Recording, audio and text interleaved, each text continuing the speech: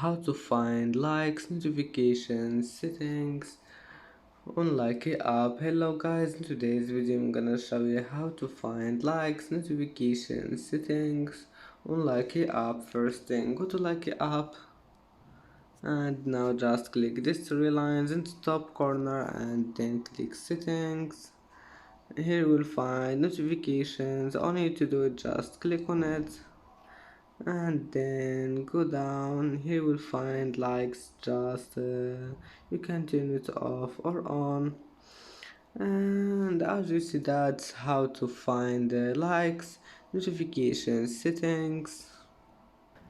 And that's it for today's video. If you like this video, please don't forget like and don't forget subscribe, and thank you for watching this video until the end, and see you in the next video.